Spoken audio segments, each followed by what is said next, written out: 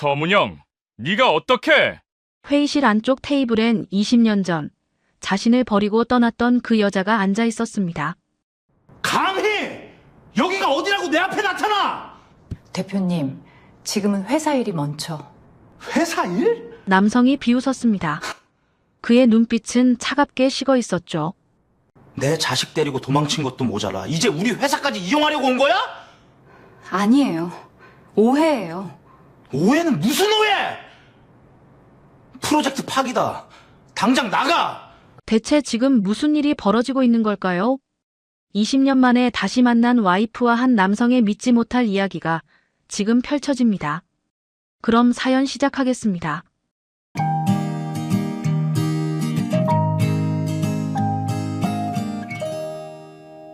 새벽 5시, 태주는 집 서재에서 프로젝트 서류를 펼쳐놓고 있었습니다. 책상 위에는 커피 잔과 함께 두툼한 자료 더미가 쌓여 있었어요.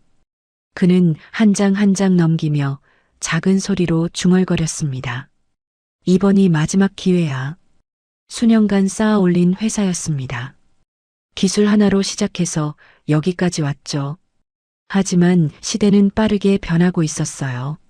스마트 시스템, 데이터 연동, 사용자 인터페이스. 태준이 잘하는 분야가 아니었습니다.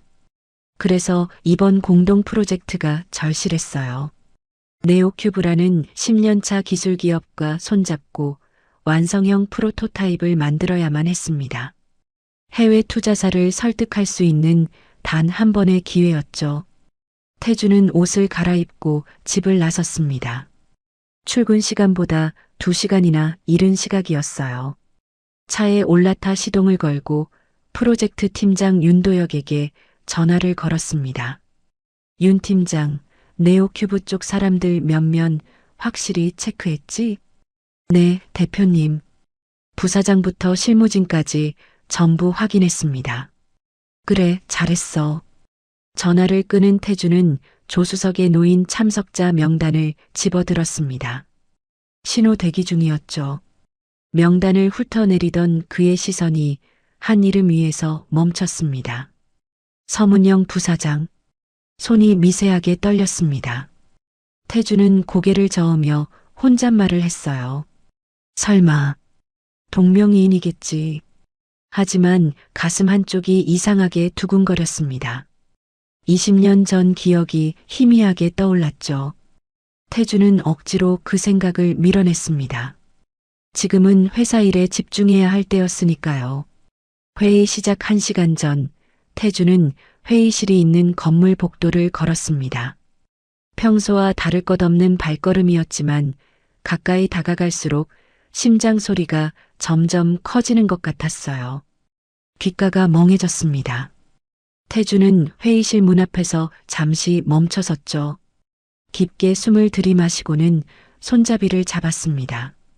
문이 열렸습니다. 그 순간 시간이 멈춘 것 같았어요. 회의실 안쪽 테이블에 앉아있던 여자가 고개를 들었습니다. 50대 후반으로 보이는 단정한 인상의 여성이었죠. 회색빛 정장을 입고 있었고 짧게 자른 머리가 깔끔했습니다. 하지만 태준의 눈엔 그 얼굴이 너무나 선명하게 들어왔어요. 서문영. 20년 전 자신을 버리고 떠났던 그 여자였습니다. 문영도 태준을 봤습니다. 그녀의 얼굴이 하얗게 굳었어요. 입술이 파르르 떨렸죠. 하지만 곧 표정을 가다듬으려 애쓰는 게 보였습니다. 태준은 그 자리에서 얼어붙었습니다. 발이 움직이지 않았어요. 머릿속이 새하얗게 비었죠. 그때 문영 옆에 앉아있던 남자가 자리에서 일어났습니다. 30대 후반쯤 되어 보이는 남자였어요. 네오큐브 명찰을 달고 있었죠. 남자가 작게 입을 열었습니다. 아버지. 태준의 눈이 커졌습니다. 그 목소리, 그 얼굴. 아들이었습니다. 강현우. 20년 전 겨우 5살이었던 아들이 어느새 어른이 되어 자기 앞에 서 있었어요. 회의실 안의 공기가 순식간에 얼어붙었습니다. 태성정밀 직원들도 네오큐브 직원들도 무슨 일인지 몰라 서로 눈치만 보고 있었죠. 태주는 주먹을 꽉 쥐었습니다. 온몸이 부들부들 떨렸어요. 20년 동안 가슴속에 쌓아두었던 감정들이 한꺼번에 밀려왔습니다. 배신감, 분노, 슬픔, 그리움. 모든 게 뒤섞여서 목을 타고 올라왔죠. 감히. 태준의 목소리가 낮게 깔렸습니다. 감히 내 앞에 나타나? 문영이 자리에서 일어났습니다. 침착한 목소리로 말하려 했지만 그녀의 손도 떨리고 있었어요. 대표님, 지금은 회사 일이. 회사 일? 태준이 비웃었습니다.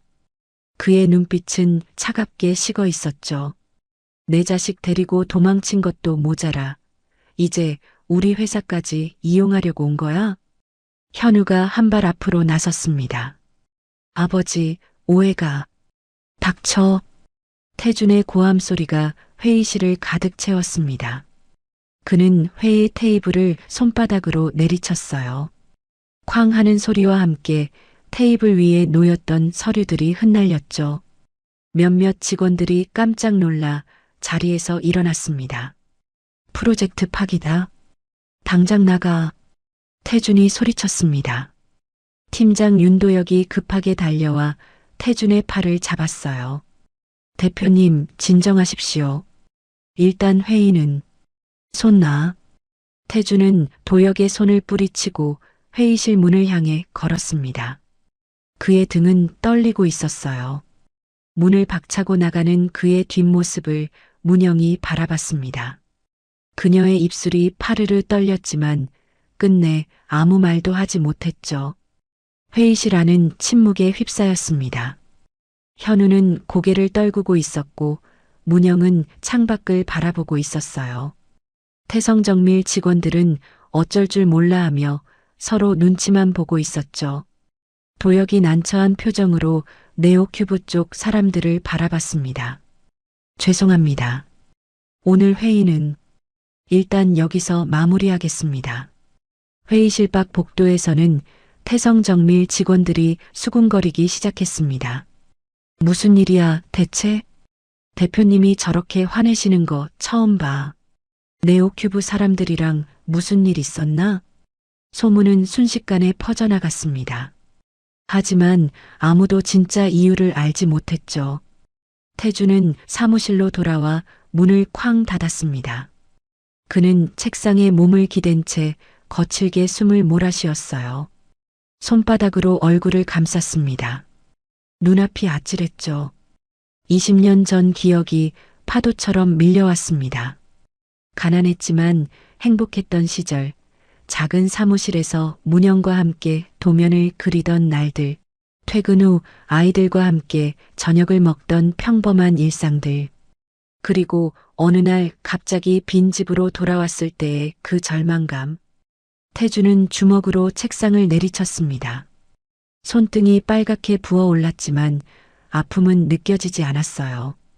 가슴속 응어리가 너무 커서 다른 건 아무것도 느껴지지 않았죠. 회의실에 남겨진 문영은 천천히 자리에 앉았습니다. 그녀의 손이 떨리고 있었어요. 현우가 어머니 옆으로 다가와 조용히 말했습니다. 어머니, 괜찮으세요? 문영은 고개를 끄덕였습니다. 하지만 그녀의 눈가는 붉게 충혈되어 있었죠. 20년 동안 준비해 온 순간이었지만 막상 마주하고 보니 아무것도 준비되지 않은 것 같았습니다. 그녀는 창밖을 바라보며 작게 중얼거렸습니다. 미안해요. 누구에게 하는 말인지는 아무도 몰랐습니다. 태주는 사무실 의자에 깊숙이 몸을 기댔습니다. 천장을 올려다보며 거칠게 숨을 내쉬었죠. 눈을 감자 20년 전 기억들이 하나둘씩 떠올랐어요. 작은 정밀 부품 공장이었습니다. 사무실이라고 해봐야 컨테이너 2개를 이어붙인 공간이었죠. 문영은 그곳에서 거래처 사람들을 만나고 계약서를 검토했어요. 태주는 공장 안에서 부품 하나하나를 직접 깎고 다듬었습니다. 둘이 함께 만든 회사였죠. 저녁이면 문영이 공장으로 들어와 태준의 작업복에 묻은 기름때를 닦아주곤 했습니다. 태준은 그녀의 손을 잡고 웃으며 말했어요. 괜찮아. 이 정도야. 문영도 웃었습니다. 그래도 집에 가기 전엔 깨끗해야죠. 평범하지만 따뜻한 일상이었어요. 하지만 그 기억은 곧 다른 장면으로 바뀌었습니다. 태준이 퇴근해서 집 문을 열었을 때 안은 텅 비어 있었어요. 거실에 있어야 할 아이들 장난감도 부엌에서 들려야 할 소리도 아무것도 없었죠. 태준은 방마다 문을 열어봤습니다. 여보, 현우야, 설이나? 대답이 없었어요. 옷장을 열어보니 문영과 아들 현우의 옷만 사라져 있었습니다. 딸 설인의 옷은 그대로 걸려 있었죠. 태준은 경찰에 신고했습니다. 하지만 며칠이 지나도 소식이 없었어요. 일주일쯤 지났을 때 고아원에서 전화가 왔습니다. 어린 여자아이가 맡겨져 있는데 혹시 댁 따님이 맞는지 확인 부탁드립니다. 태준은 달려갔죠. 하지만 고아원 원장은 고개를 저었어요. 보호자가 직접 데려가셨습니다. 다른 분이셨나 봅니다. 태준은 그 자리에 멍하니 서 있었습니다. 딸이 어디로 갔는지, 누가 데려갔는지 아무것도 알 수 없었어요. 태준은 눈을 떴습니다. 눈가가 뜨거웠어요. 그는 책상 서랍을 열어 낡은 사진 한 장을 꺼냈습니다. 20년도 더 된 사진이었죠. 어린 현우와 설인이 웃고 있었고 그 뒤로 태준과 문영이 서 있었어요. 태준은 사진 속 문영의 얼굴을 손가락으로 쓸어내렸습니다. 그리고는 사진을 구겨서 쓰레기통에 던져버렸어요. 노크 소리가 들렸습니다. 문이 열리고 윤도혁이 조심스럽게 들어왔어요. 대표님, 태준은 돌아보지 않았습니다. 창밖을 보며 낮게 말했죠. 다른 업체 찾아. 도혁이 난처한 표정으로 입을 열었습니다. 대표님, 지금 시점에서 네오큐브 말고는 대체할 업체가 없습니다. 당장 찾으라고 했어. 중국이든 대만이든 어디든. 도혁은 한 발 더 다가왔습니다. 목소리가 조금 단호해졌어요. 해외 투자사 시연 일정이 3주밖에 안 남았습니다. 물리적으로 불가능해요. 태준이 돌아섰습니다. 그의 눈빛은 차갑게 식어 있었어요. 그럼 투자 포기하겠다는 거야? 도혁은 잠시 망설이다가 말했습니다. 대표님, 저도 무슨 일이 있으셨는지 모르겠습니다. 하지만 회사 직원들 생각해 주십시오. 이 프로젝트가 무너지면 우리 회사도 나가.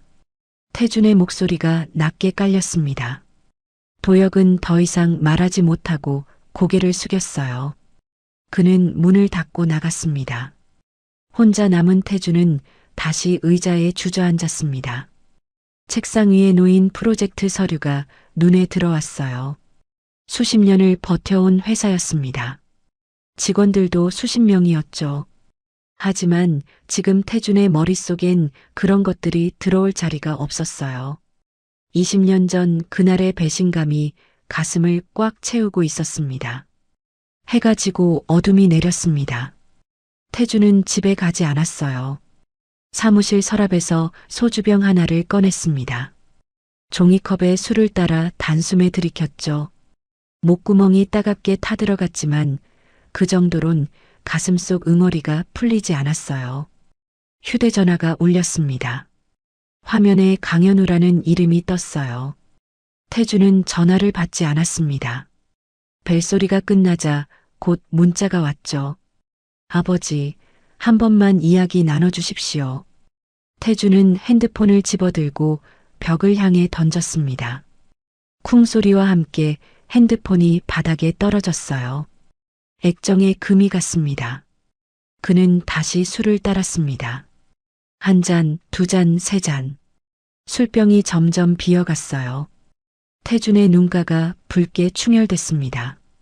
그는 종이컵을 내려놓고 두 손으로 얼굴을 감쌌죠. 왜 돌아온 거야? 중얼거림이 텅 빈 사무실에 울렸습니다. 새벽 2시가 넘었을 때 태주는 책상에 엎드려 잠들었습니다. 얕은 잠이었어요. 꿈속에서 어린 딸 설인이 나타났습니다.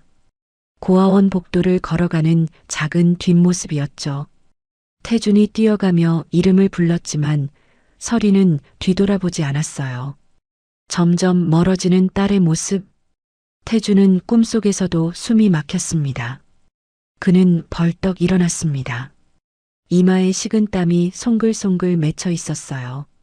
창밖을 보니 하늘이 희끗희끗 밝아오고 있었습니다. 같은 시각 문영은 호텔방에서 창밖을 바라보고 있었습니다. 그녀는 밤새 잠을 이루지 못했어요. 침대 옆 탁자에는 차가워진 커피잔이 놓여 있었죠. 현우가 옆방에서 나와 어머니 방문을 두드렸습니다. 어머니, 주무셨어요? 문영이 문을 열었습니다. 그녀의 눈 밑에는 다크서클이 짙게 깔려 있었어요. 못 잤구나. 현우가 말했습니다. 문영은 고개를 끄덕였죠. 괜찮아. 엄마는 원래 잠이 없잖니. 어머니. 현우의 목소리가 떨렸습니다. 문영은 아들의 어깨를 가볍게 두드렸어요. 너 때문이 아니야. 엄마가 감당해야 할 일이니까. 현우는 고개를 숙였습니다. 어머니가 20년 동안 얼마나 힘들게 살아왔는지 그는 너무 잘 알고 있었어요. 아버지를 원망할 수도 없었습니다. 아버지 역시 모든 진실을 모른 채 혼자 버텨왔으니까요. 프로젝트는 어떻게 하실 생각이세요? 현우가 조심스럽게 물었습니다. 문영은 창밖을 바라보며 천천히 말했어요. 기다릴 수밖에 없지. 회사 일은 결국 현실이 답을 정하게 될 거야. 그녀의 목소리는 담담했지만 손은 미세하게 떨리고 있었습니다. 태주는 사무실 화장실에서 찬물로 얼굴을 씻었습니다. 거울 속 자신의 얼굴을 봤어요. 핏발선 눈, 푸석한 피부, 무너져 내린 표정. 20년 전 그날 이후로 이 얼굴로 살아왔구나 싶었습니다. 그는 수건으로 얼굴을 닦으며 거울 속 자신에게 말했습니다. 버텨. 그냥 버티는 거야. 하지만 그 말이 누구를 향한 것인지 태준 자신도 확실하지 않았어요. 며칠이 지났습니다. 태준은 여전히 사무실과 집을 오가며 술병을 비우고 있었어요. 도혁은 매일 아침 대표실 문을 두드렸지만 태준은 프로젝트 이야기만 나오면 고개를 돌렸습니다. 그날도 태준은 새벽같이 집을 나섰습니다. 출근 시간보다 2시간이나 이른 시각이었죠. 집에 있으면 잠이 오지 않았어요. 차라리 회사에서 서류라도 들여다보는 게 나았습니다. 현관문을 열고 나서는데 누군가 대문 앞에 서 있었습니다. 어둠 속에서도 그 실루엣이 낯익었어요. 태준의 발이 멈췄습니다. 아버지, 현우였습니다. 그는 코트 깃을 세운 채 서 있었어요. 입김이 하얗게 새어나왔죠. 얼마나 오래 기다렸는지 어깨에 성에가 앉아 있었습니다. 태준은 현우를 지나쳐 걸으려 했습니다. 현우가 황급히 앞을 막아섰어요. 아버지, 제발 한 번만 들어주십시오. 태준은 현우를 똑바로 쳐다봤습니다. 차가운 눈빛이었어요. 비켜. 아버지, 난 내 아버지 아니야. 태준의 목소리가 낮게 깔렸습니다. 현우의 얼굴이 창백하게 굳었죠. 너희 엄마가 날 버렸을 때 이미 끝났어. 그러니까 비키라고. 태준은 현우의 어깨를 밀치고 지나갔습니다. 하지만 현우는 포기하지 않았어요. 그는 태준의 뒤를 따라 걸으며 말했습니다. 어머니는 아버지를 버린 게 아닙니다. 태준의 걸음이 멈췄습니다. 그는 천천히 돌아섰어요. 입가에 비웃음이 번졌습니다. 그래, 그럼 뭔데? 사랑해서 도망간 거야? 현우는 주먹을 꽉 쥐었습니다. 그는 떨리는 목소리로 말했습니다. 어머니는 저희를 살리려고 떠난 겁니다. 태주는 코웃음을 쳤습니다. 그게 말이 되냐? 살리려고 도망쳐? 아들만 데리고. 현우의 눈가가 붉어졌습니다. 그는 20년 동안 간직해온 기억을 꺼내기 시작했어요. 전 5살이었습니다. 어느 날 밤 어머니가 제 손을 잡고 집을 나섰어요. 태주는 아무 말 없이 현우를 바라봤습니다. 현우는 계속 말했죠. 어머니는 계속 우셨습니다. 손을 잡은 채로요. 제가 엄마 아빠는? 누나는? 물었을 때 어머니는 대답하지 못하셨어요. 그냥 미안해, 미안해 하시면서 현우의 목소리가 잠겼습니다. 그는 잠시 숨을 고르고 다시 입을 열었어요. 어머니는 저를 데리고 도망쳤습니다. 하지만 그게 배신이 아니었어요. 누군가한테 협박받으신 거예요. 태준의 눈빛이 미세하게 흔들렸습니다. 현우는 그 틈을 놓치지 않았어요. 최병수라는 사람 기억하십니까? 태준의 얼굴이 굳었습니다. 최병수? 20년 전 투자 이야기를 들고 왔던 그 남자였죠. 문영이 거절한 뒤로 회사가 이상하게 흔들리기 시작했던 때 그 중심에 있었던 사람이었습니다. 그 자식이 어머니를 협박했습니다. 회사를 넘기지 않으면 아버지와 저희 남매를 해치겠다고요. 현우의 목소리가 떨렸습니다. 그는 주머니에서 낡은 수첩을 꺼냈어요. 어머니가 그때 몰래 적어두었던 기록이었습니다. 어머니는 선택하셨어요. 회사를 버리고 아버지를 원망하게 만들어서라도 저희를 살리는 쪽으로요. 태주는 수첩을 받아들었습니다. 펼쳐보니 문영의 글씨였어요. 떨리는 필체로 날짜와 협박 내용이 빼곡히 적혀 있었죠. 최병수, 오늘도 전화. 남편과 아이들 위협. 더 이상 버틸 수 없음. 떠나야 한다. 미안하다, 태준아. 태준의 손이 떨렸습니다. 수첩이 바닥에 떨어졌어요. 현우가 그것을 주워들었습니다. 어머니는 저만 데리고 떠났습니다. 누나는 고아원에 맡기셨어요. 현우의 목소리가 갈라졌습니다. 평생을 그 일로 자책하며 사셨습니다. 밤마다 악몽에 시달리셨어요. 제가 어릴 때 어머니가 자다 깨서 우시는 걸 수없이 봤습니다. 태주는 고개를 돌렸습니다. 눈가가 뜨거웠어요. 하지만 그는 여전히 차갑게 말했습니다. 그게 사실이라고 해도 20년이나 지났어. 왜 이제 와서? 어머니는 돌아올 자격이 없다고 생각하셨습니다. 현우가 말을 끊었습니다. 아버지를 살리려고 떠났는데 결과적으로 모든 걸 빼앗은 게 됐으니까요. 딸도 지키지 못했고 아버지한테는 배신자가 됐고. 현우는 눈물을 닦았습니다. 그는 아버지를 똑바로 쳐다봤어요. 어머니는 용서받으려고 온 게 아닙니다. 그냥 아버지가 다시 무너지는 걸 막고 싶으셨던 거예요. 이번 프로젝트가 아버지한테 얼마나 중요한지 아시니까요. 태주는 아무 말도 하지 못했습니다. 입술이 바들바들 떨렸죠. 그는 뒤돌아서서 차에 올라탔어요. 시동을 걸고 출발했습니다.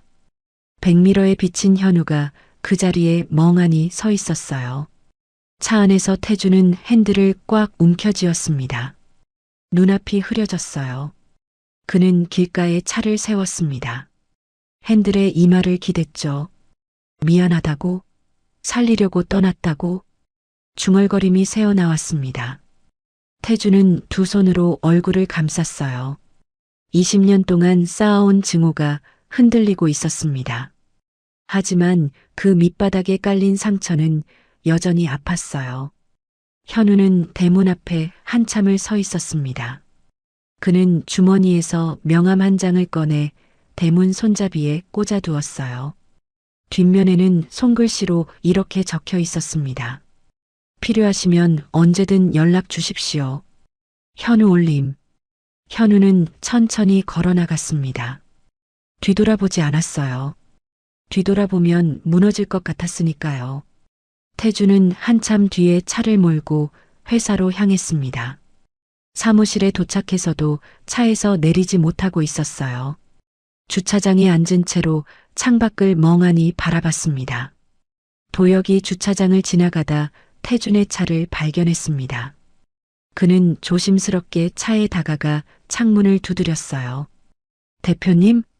태준은 창문을 내렸습니다. 도혁은 태준의 얼굴을 보고 놀랐어요.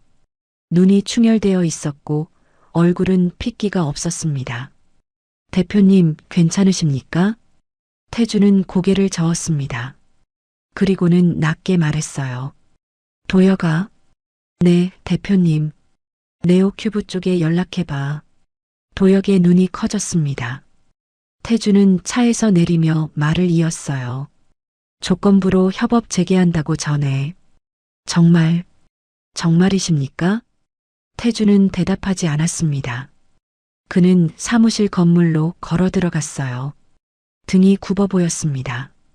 도혁은 그 뒷모습을 바라보다가 급히 핸드폰을 꺼냈어요. 문영은 호텔방에서 도혁의 전화를 받았습니다. 부사장님, 대표님께서 협업 재개 의사를 밝히셨습니다.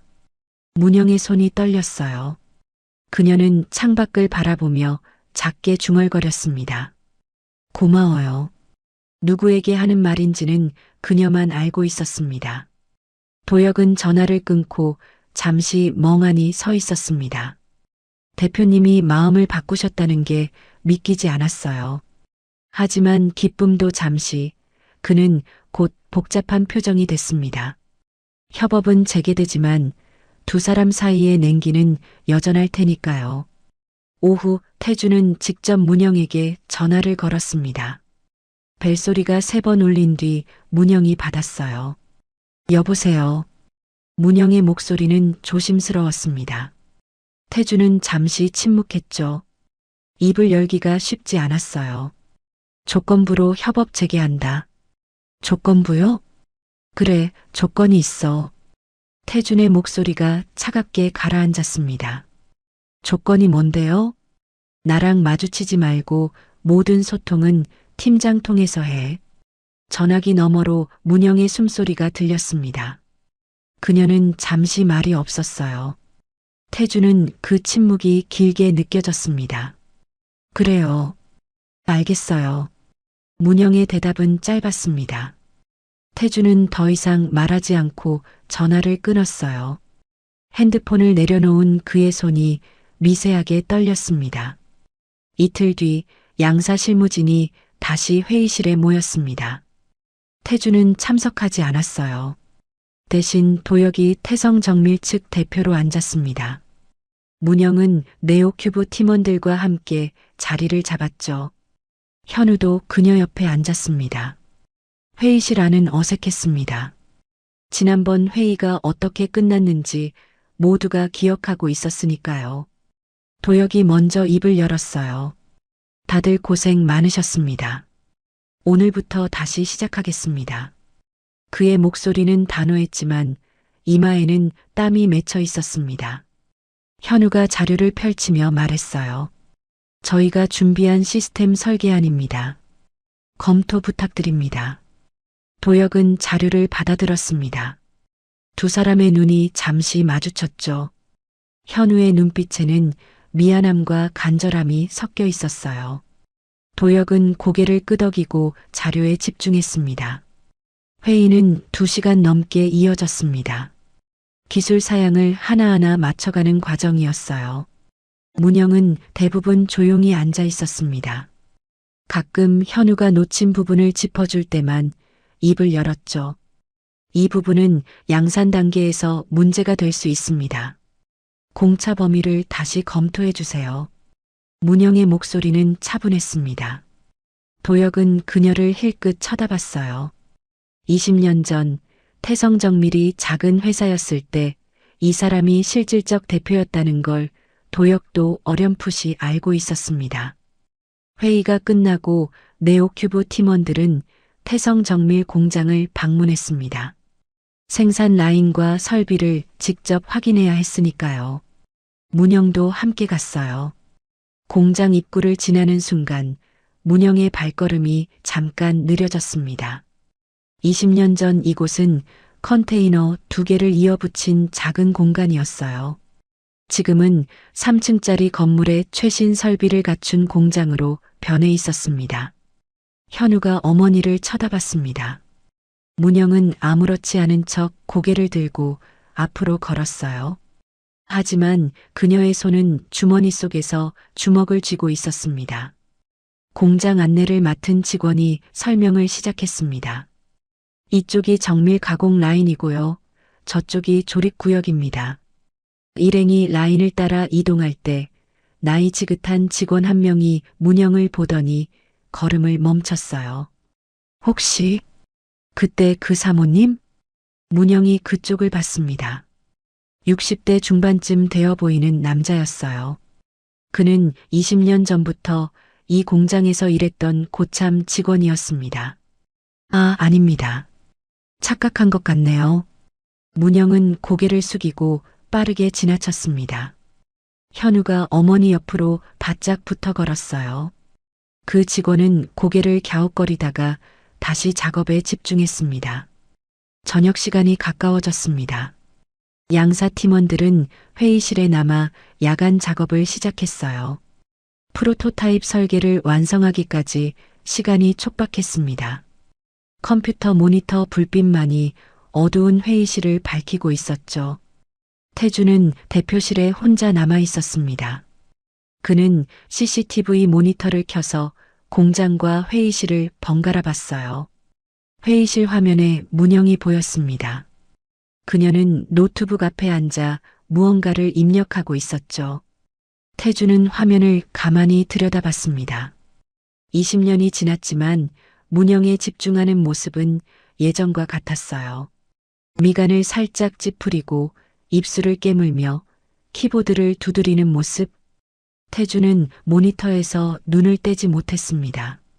그때 복도에서 발소리가 들렸습니다.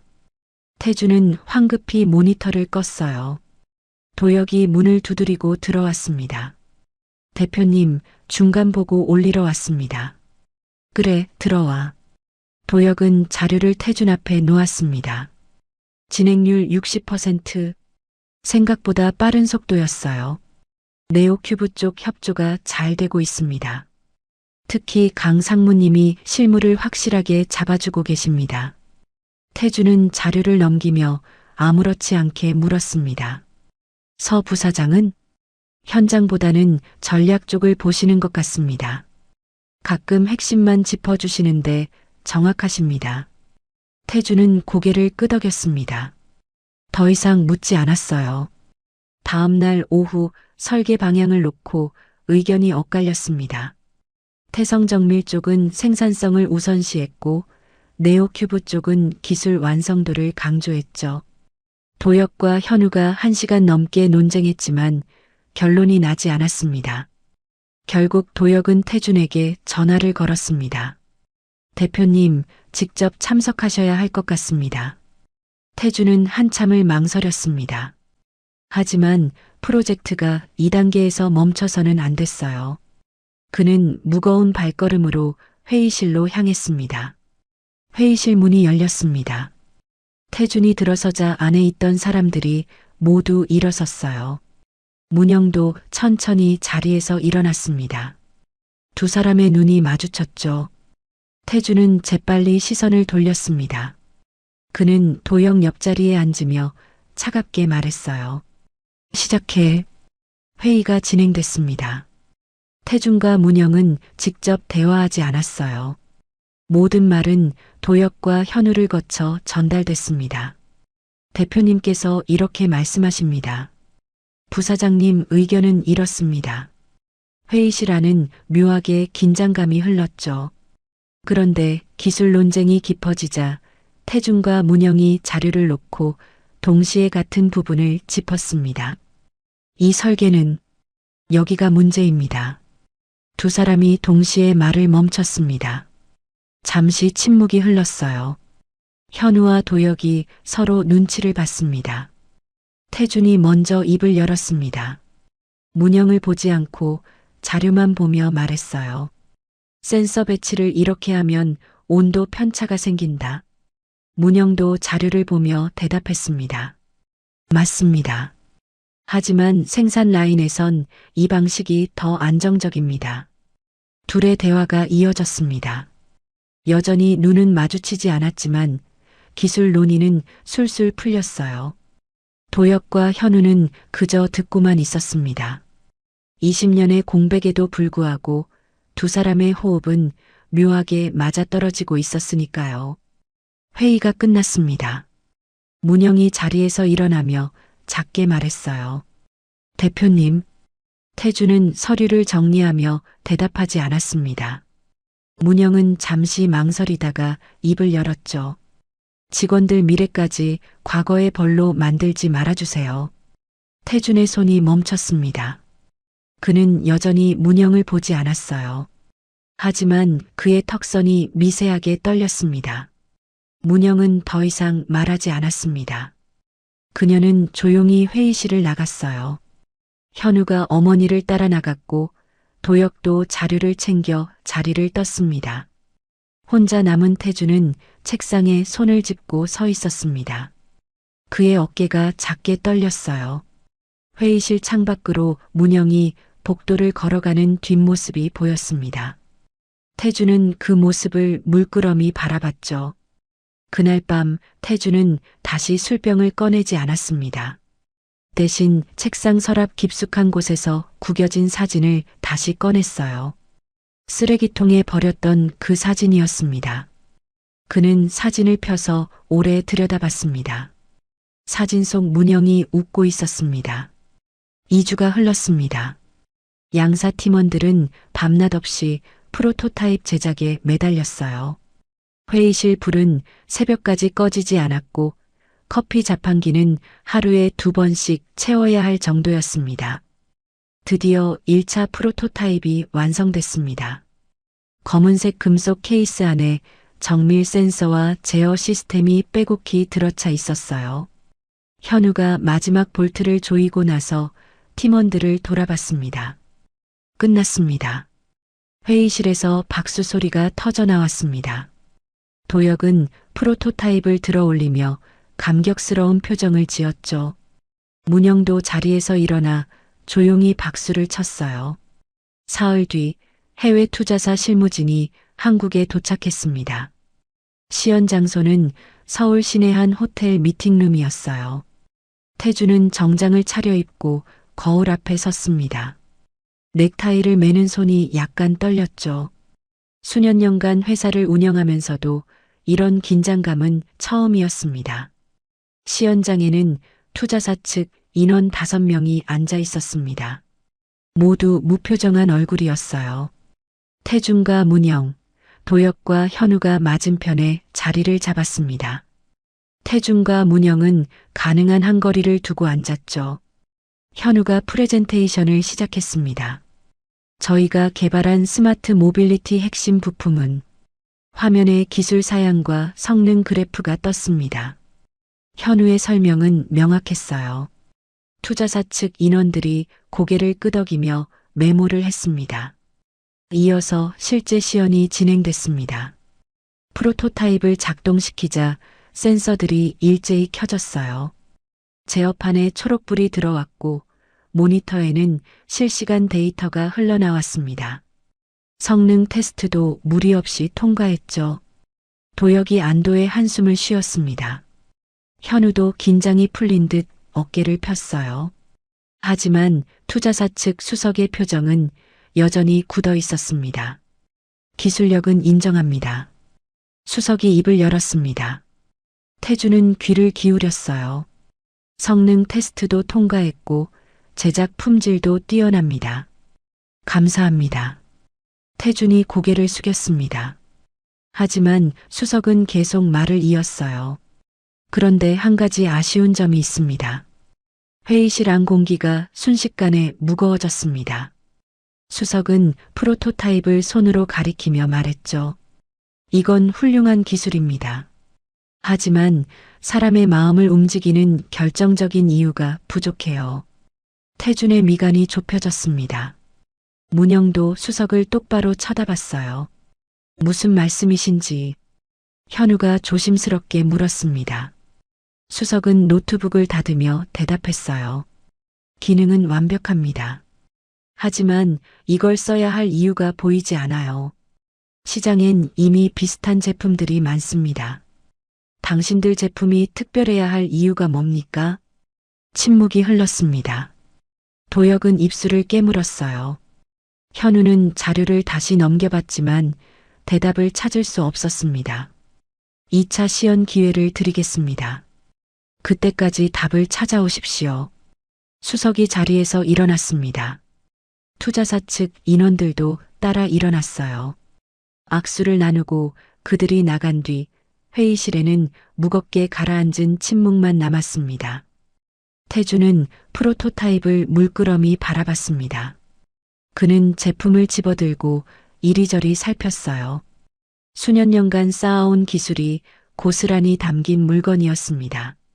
하지만 투자사 말대로 뭔가 부족했죠. 뭘 놓친 거지? 태준이 중얼거렸습니다. 문영은 창밖을 바라보며 아무 말도 하지 않았어요. 회사로 돌아온 팀원들은 모두 풀이 죽어 있었습니다. 도혁은 사무실에 앉아 자료를 다시 검토했어요. 현우도 노트북 앞에서 밤을 새웠습니다. 하지만 답은 쉽게 나오지 않았죠. 며칠이 지났습니다. 2차 시험까지 남은 시간은 2주. 시간은 빠르게 흘러가는데 돌파구는 보이지 않았어요. 그때 도혁에게 연락 한 통이 왔습니다. 지인이 소개해준 외부 전문가였어요. 산업 디자인과 사용자 경험 전략을 전문으로 하는 사람이라고 했습니다. 서아린이라고 합니다. 한번 만나보시겠습니까? 도혁은 태준에게 보고했습니다. 태준은 잠시 고민하다가 고개를 끄덕였어요. 불러봐. 이틀 뒤 서아린이 태성정미를 방문했습니다. 30대 중반으로 보이는 여성이었어요. 짧게 자른 머리에 검은색 정장을 입고 있었습니다. 표정은 차분했고 눈빛은 날카로웠죠. 회의실에서 첫 미팅이 열렸습니다. 태준, 도혁, 현우, 그리고 문영이 자리했어요. 하리는 인사를 나누고 곧바로 프로토타입을 살폈습니다. 그녀는 제품을 손에 들고 이리저리 돌려봤어요. 스위치를 켜고 끄며 작동 방식을 확인했습니다. 모니터에 뜨는 데이터도 꼼꼼히 읽었죠. 10분 넘게 아무 말 없이 관찰만 했습니다. 회의실 안은 조용했습니다. 모두가 할인의 반응을 기다리고 있었어요. 태주는 팔짱을 낀 채 할인을 지켜봤습니다. 할인이 프로토타입을 내려놓았습니다. 그녀는 태준을 똑바로 쳐다보며 말했어요. 이 제품엔 기능은 있는데 기억이 없네요. 도혁의 눈썹이 올라갔습니다. 현우가 앞으로 몸을 숙이며 물었죠. 무슨 뜻입니까? 할인은 프로토타입을 다시 집어들었습니다. 완벽한 기계입니다. 성능도 좋고 기술도 뛰어나죠. 하지만 사람들은 완벽한 기계를 기억하지 않아요. 그녀의 목소리는 담담했습니다. 사람들이 기억하는 건 자기 삶을 이해해주는 기술이에요. 안전하다고 느끼게 해주고 편안하다고 믿게 만들고 필요한 순간 곁에 있어 준다는 느낌을 주는 것들이죠. 회의실이 조용해졌습니다. 태주는 턱을 쓸어내렸어요.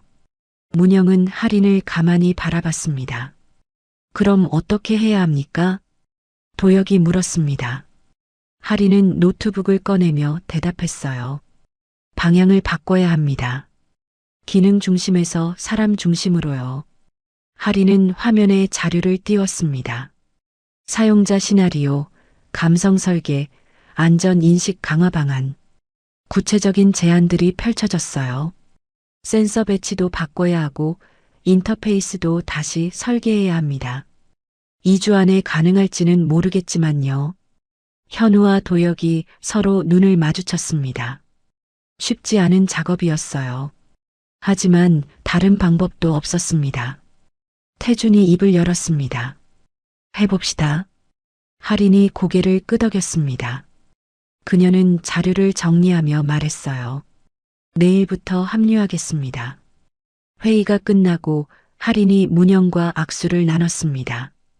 두 사람의 손이 잠깐 맞닿았어요. 문영은 할인의 손이 차갑다는 걸 느꼈습니다. 할인도 문영을 잠깐 쳐다봤죠. 그녀의 눈빛에 무언가 스쳐 지나갔지만 금방 사라졌습니다. 잘 부탁드립니다. 문영이 말했습니다. 할인은 짧게 고개를 숙이고 회의실을 나갔어요. 할인이 떠난 뒤 태주는 창밖을 바라보며 서 있었습니다. 도혁이 옆으로 다가왔어요. 대표님, 괜찮으시겠습니까? 2주 안에 다시 만드는 건 해야지. 태준의 목소리는 단호했습니다. 이게 마지막 기회야. 그날 밤 회의실엔 다시 불이 켜졌습니다. 할인이 합류한 팀은 밤새 재설계 작업에 들어갔어요. 모니터 불빛이 어두운 회의실을 밝혔습니다. 할인은 혼자 남아 설계도를 들여다봤습니다. 그녀는 작게 중얼거렸어요. 이제 시작이야. 그 말이 누구를 향한 것인지는 아무도 몰랐습니다. 2주가 눈 깜짝할 사이에 지나갔습니다. 팀원들은 잠도 제대로 자지 못한 채 재설계 작업에 매달렸어요. 할인의 제안대로 센서 배치를 바꾸고 사용자 인터페이스를 완전히 새로 만들었습니다. 안전장치도 추가했고 사용 경험을 고려한 세밀한 조정도 수없이 반복했죠. 2차 시연 전날 밤 마지막 점검이 진행됐습니다. 태주는 직접 공장으로 내려와 프로토타입을 살폈어요. 할인이 옆에서 체크리스트를 읽어 내려갔습니다. 센서 반응 속도 정상, 온도 편차 허용 범위 내, 사용자 오류 방지 시스템 작동 확인. 태주는 고개를 끄덕이며 제품을 이리저리 돌려봤습니다. 2주 전과는 확연히 달랐어요. 겉모습은 비슷했지만 속은 완전히 다시 태어난 것이나 마찬가지였습니다. 고생했어요. 태준이 할인에게 말했습니다. 할인은 담담하게 대답했어요. 제 일이니까요. 다음 날 아침 인천공항 입국장에는 취재진이 몰려 있었습니다. 아스트라 브릿지 캐피털의 공동 CEO 캐서린 리가 직접 한국에 온다는 소식이 알려졌기 때문이었죠. 그녀는 업계에서 냉철하고 까다롭기로 악명이 높았습니다. 투자건을 직접 검토하러 오는 경우도 드물었어요. 입국장 문이 열리고 캐서린이 나타났습니다. 30대 중반으로 보이는 동양계 여성이었어요. 검은색 코트를 입고 선글라스를 낀 채 똑바로 앞만 보며 걸었습니다. 기자들이 카메라를 들이댔지만 그녀는 한마디도 하지 않았죠. 경호원들이 그녀를 에워싸고 차로 안내했습니다. 시연장에는 이미 양사 팀원들이 대기하고 있었습니다. 태주는 정장 재킷 단추를 잠그며 깊게 숨을 들이마셨어요. 문영도 옆에서 자료를 정리하고 있었습니다. 두 사람은 여전히 직접 대화하지 않았지만 묘하게 긴장감을 공유하고 있었어요. 오후 2시 정각 캐서린이 시연장에 들어섰습니다. 그녀는 선글라스를 벗으며 회의실을 둘러봤어요. 차갑고 날카로운 눈빛이었습니다. 태준이 먼저 악수를 청했죠. 강태준입니다. 태성정밀 대표입니다. 캐서린 리. 그녀의 악수는 짧고 단호했습니다. 캐서린은 문영과도 악수를 나눴어요. 문영이 이름을 말하려는데 캐서린이 먼저 입을 열었습니다. 서문영 부사장님이시죠? 자료로 봤습니다. 네, 반갑습니다. 캐서린은 자리에 앉으며 노트북을 펼쳤습니다. 그녀와 함께 온 투자사 팀원 3명도 양옆에 자리를 잡았어요. 시작하시죠. 캐서린의 목소리는 사무적이었습니다. 현우가 프레젠테이션을 시작했어요. 지난번 피드백을 반영해 전면 재설계했습니다. 사용자 중심 설계를 최우선으로. 화면에 새로운 설계안이 떴습니다. 캐서린은 화면을 뚫어져라 쳐다보며 메모를 했어요. 표정 변화는 없었습니다. 시연이 진행됐습니다. 프로토타입이 작동하자 이전보다 훨씬 부드럽게 센서들이 반응했어요. 인터페이스도 직관적으로 바뀌어 있었습니다. 할인이 사용 시나리오를 설명하며 시연을 보조했죠. 극한 환경에서 센서 반응은 어떻습니까? 캐서린이 질문을 던졌습니다. 목소리는 여전히 차가웠어요. 현우가 자료를 넘기며 대답했습니다. 영하 30도에서 영상 60도까지 테스트 완료했습니다. 오차 범위 0.3% 이내입니다. 사용자가 실수로 잘못된 조작을 했을 때는요, 안전장치가 자동으로 작동합니다. 시스템이 스스로 판단해서 위험 동작을 차단하도록 설계했습니다. 캐서린은 고개를 끄덕이며 계속 질문을 이어갔습니다. 1시간 넘게 질문 공세가 계속됐어요. 도혁과 현우, 할인이 번갈아가며 대답했습니다. 태준도 몇 차례 직접 설명에 나섰죠. 이 부품은 지난 10수년간 현장 경험을 바탕으로 설계했습니다. 단순히 성능만이 아니라 실제 사용 환경에서의 내구성까지 고려한 겁니다. 태준의 설명에 캐서린의 눈빛이 잠깐 달라졌습니다. 그녀는 프로토타입을 직접 집어들고 살폈어요. 손으로 만져보고 각도를 바꿔가며 들여다봤습니다. 회의실 안은 숨소리조차 조심스러웠습니다.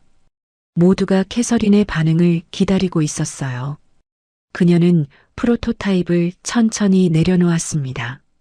캐서린은 같이 온 회사 동료들과 작은 소리로 대화를 했습니다.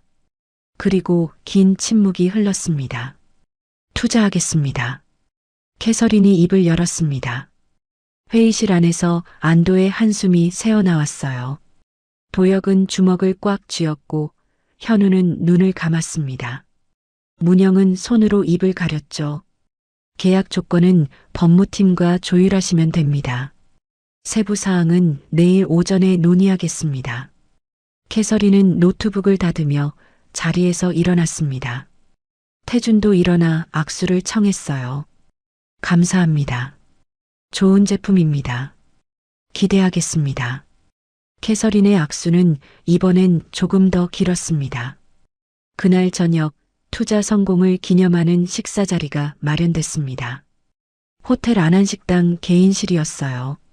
태준, 문영, 도혁, 현우, 할인, 그리고 캐서린까지 6명이 자리했습니다. 음식이 나오고 와인이 따라졌습니다. 태준이 잔을 들었어요. 다들 고생 많으셨습니다. 잔을 부딪히는 소리가 작게 울렸습니다. 분위기는 부드러웠지만 여전히 어색함이 깔려 있었어요. 태준과 문영은 테이블 양끝에 앉아 있었습니다. 식사가 한창 진행될 때 캐서린이 와인잔을 내려놓으며 말했습니다. 사실 저도 한국 출신입니다. 모두가 캐서린을 쳐다봤습니다. 그녀는 담담한 표정으로 계속 말했어요. 고아원에서 미국으로 입양됐죠. 5살 때였습니다. 문영의 손이 미세하게 떨렸습니다. 그녀는 냅킨으로 입가를 닦으며 캐서린을 바라봤어요. 친부모가 왜 날 버렸는지 평생 궁금했어요. 이 생각은 세상 모든 입양아라면 느끼는 공통된 생각이겠죠. 캐서린의 목소리는 여전히 차분했지만 눈빛에는 무언가 깊은 것이 담겨 있었습니다. 성공하면 그들이 후회할 거라고 생각했습니다. 하지만 성공해도 그 구멍은 메워지지 않더군요. 물론 그들을 찾고 싶다는 생각을 해본 적도 없지만요. 테이블 위 공기가 무거워졌습니다. 현우는 어머니를 힐끗 쳐다봤어요. 문영의 얼굴이 창백하게 굳어 있었습니다. 그런데 이상한 게 있어요. 캐서린이 와인을 한 모금 마시며 말을 이었습니다. 몇 차례 한국에 방문했었지만 한국에 오면 낯설지 않아요. 오히려 익숙한 느낌이 들죠. 그런데 오늘 특히 두 분을 보니 캐서린이 태준과 문영을 번갈아 보며 말했습니다. 무언가 설명할 수 없는 감정이 듭니다. 문영의 와인잔이 살짝 기울었습니다. 와인이 잔 밖으로 흘러나올 뻔했죠. 현우가 재빨리 어머니 잔을 받쳐줬어요. 혹시 어느 고아원이셨는지 여쭤봐도 될까요? 문영이 떨리는 목소리로 물었습니다. 캐서린은 잠시 생각하다가 대답했어요. 정확하진 않지만 서울 은평구에 있던 작은 곳이었던 것 같아요. 이름이 사랑의 집? 이었던 걸로 기억합니다. 문영의 얼굴이 새하얗게 질렸습니다. 그녀가 딸을 맡겼던 고아원 이름이 바로 그것이었습니다. 문영은 냅킨으로 입을 가렸어요. 손이 심하게 떨렸습니다. 태준도 그 이름을 기억했습니다. 그는 문영을 쳐다봤어요. 문영은 고개를 살짝 저으며 눈빛으로 아니에요라고 말하는 것 같았습니다. 하지만 그녀의 표정은 확신에 차 있지 않았어요. 현우는 물잔을 꽉 쥐었습니다. 그의 머릿속에도 같은 생각이 스쳤죠. 혹시 캐서린이? 식사 자리는 어색하게 마무리됐습니다. 캐서린은 먼저 자리에서 일어났어요. 그럼 내일 오전에 뵙겠습니다. 오늘은 좋은 시간이었습니다. 그녀가 나간 뒤 테이블에는 무거운 침묵만 남았습니다. 차로 돌아가는 길 문영과 현우는 아무 말도 하지 않았습니다. 차창 방 야경이 흘러갔지만 두 사람 눈에는 아무것도 들어오지 않았어요. 현우가 조용히 입을 열었습니다. 엄마, 설마 캐서린이? 문영은 대답하지 않았습니다. 그녀는 그저 창밖을 바라보고 있었어요. 눈가가 촉촉이 젖어 있었습니다. 다음 날 아침 문영은 현우에게 전화를 걸었습니다. 목소리가 떨리고 있었어요. 현우야, 고아원 기록 찾아볼 수 있겠니? 엄마. 현우의 목소리도 무겁게 가라앉았습니다. 혹시 캐서린이 누나일까요? 문영은 대답하지 못했습니다. 그녀는 침대 끝에 앉아 두 손으로 얼굴을 감쌌어요. 모르겠어. 하지만 확인은 해봐야 할 것 같구나. 전화를 끄는 현우는 한참을 멍하니 앉아 있었습니다. 그러다 핸드폰을 다시 들어 태준에게 문자를 보냈어요. 아버지, 어머니가 만나고 싶어 하십니다. 누나 관련 얘기예요. 1시간 뒤 답장이 왔습니다. 오후 3시 청담동 카페. 오후 3시 조용한 카페 구석자리에 세 사람이 마주 앉았습니다. 태주는 창가 쪽에, 문영은 그 맞은편에, 현우는 중간에 앉았어요. 테이블 위에는 아무도 손대지 않은 커피잔만 놓여 있었습니다. 태준이 먼저 입을 열었습니다. 자, 무슨 얘기인지 들어보자. 문영은 가방에서 낡은 수첩을 꺼냈습니다. 20년 전부터 간직해온 것이었어요. 그녀는 수첩을 펼쳐 태준 앞에 놓았습니다. 제가 서린이를 맡긴 고아원 이름이 여기 적혀 있어요. 태준은 수첩을 내려다봤습니다. 사랑의 집, 은평구 문영에 떨리는 필체로 적혀 있었죠. 캐서린이 어제 말한 바로 그 이름이었습니다. 그게 캐서린이 말한 곳과 같다는 거야? 태준의 목소리가 낮게 깔렸습니다. 문영은 고개를 끄덕였어요. 네, 위치도 이름도. 현우가 끼어들었습니다. 하지만 확실한 건 아니잖아요. 같은 고아원 출신이라고 해서 누나라는 보장은. 그래도 확인은 해봐야지. 태준이 말을 끊었습니다. 그는 문영을 똑바로 쳐다봤어요. 당신이 서린이 맡긴 게 정확히 언제였어? 문영은 눈을 감았습니다. 그날을 떠올리는 것만으로도 숨이 막혔어요. 1996년 3월 17일이에요. 서린이 나이는 5살이었어요. 태주는 주먹을 쥐었습니다. 캐서린이 입양된 나이와 정확히 일치했죠. 왜 나한테 연락 안 했어? 태준의 목소리가 떨렸습니다. 문영은 고개를 들어 그를 바라봤어요. 어쩔 수 없었다는 변명은 안 할게요. 그저 당신과 현우까지 위험에 빠뜨릴 순 없었어요. 금방 다시 찾으러 가겠다고 매일 밤 다짐했는데 막상 아이 앞에 서려니 발이 안 떨어지더라고요. 자식 지키지 못한 어미가 무슨 자격을 논하겠어요. 그게 내가 평생 짊어질 벌이겠죠. 문영의 목소리가 갈라졌습니다. 눈가가 붉어졌죠. 현우가 어머니 손을 잡았어요. 지금 중요한 건 캐서린이 정말 누나인지 확인하는 겁니다. 현우의 말에 태준이 고개를 끄덕였습니다. 고아원부터 가보자. 세 사람은 곧바로 은평구로 향했습니다. 오래된 주택가 골목 안쪽에 낡은 3층 건물이 있었어요. 사랑의 집이라는 간판이 바래져 있었습니다. 20년 전 그대로였죠. 현관문을 열고 들어가자 복도에서 소독약 냄새가 났습니다. 사무실 문을 두드리자 50대로 보이는 여자가 나왔어요. 무슨 일이십니까? 20년 전 이곳에 맡겨진 아이 기록을 찾고 싶습니다. 태준이 말했습니다. 여자는 난처한 표정을 지었어요. 원장님이 바뀐 지 오래됐습니다. 그때 기록이 남아있을지 제발 찾아주십시오. 문영이 간절한 목소리로 말했습니다. 여자는 한숨을 쉬며 고개를 끄덕였어요. 자료실에 오래된 기록이 좀 있긴 합니다. 따라오세요. 지하 자료실은 먼지투성이었습니다. 낡은 파일 박스들이 선반에 빼곡히 쌓여 있었어요. 여자가 1996년이라고 적힌 박스를 꺼냈습니다.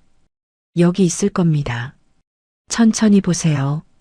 여자가 나가고 세 사람은 박스를 열었습니다. 누렇게 바랜 서류들이 나왔어요.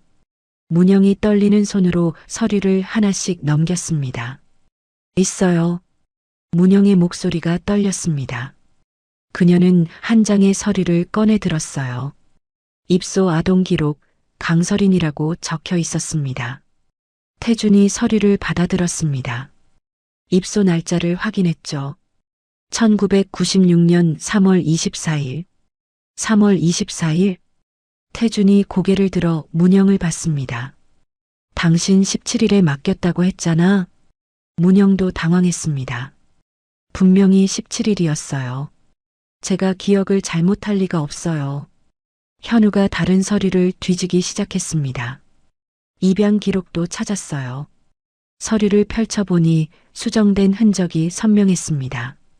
날짜 옆에 수정액을 바른 자국이 있었고 그 위에 새로 쓴 날짜가 보였죠. 이거 조작된 겁니다. 현우가 서류를 빛에 비춰보며 말했습니다. 원래 날짜를 지우고 다시 쓴 거예요.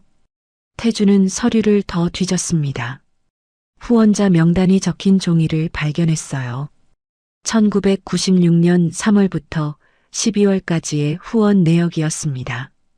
그 목록 중간쯤에서 태준의 손이 멈췄어요. 최병수. 태준의 목소리가 낮게 갈라졌습니다. 문영이 고개를 돌려 서류를 봤어요. 정말로 최병수의 이름이 적혀 있었습니다. 그것도 여러 번이었죠. 이 자식이 여기까지. 태준은 주먹으로 책상을 쳤습니다. 먼지가 풀썩 일어났어요. 문영은 손으로 입을 막았습니다. 눈에서 눈물이 주르륵 흘러내렸죠. 그럼 우리 딸이 정말 캐서린일 수도. 문영의 목소리가 떨렸습니다. 현우는 어머니를 부축했어요. 아직 확실하지 않아요. 최병수가 기록을 조작했다면 더 복잡할 수도 있어요. 세 사람은 서류를 복사해서 가지고 고아원을 나왔습니다. 밖은 어느새 어두워지고 있었어요. 주차장에 서서 아무도 차에 타지 못하고 있었습니다. 태준이 문영의 어깨에 손을 올렸습니다. 20년 만의 일이었어요. 문영은 깜짝 놀라 태준을 쳐다봤습니다. 미안해. 태준이 작게 중얼거렸습니다. 문영은 고개를 저었어요. 아니에요. 제가 미안하죠.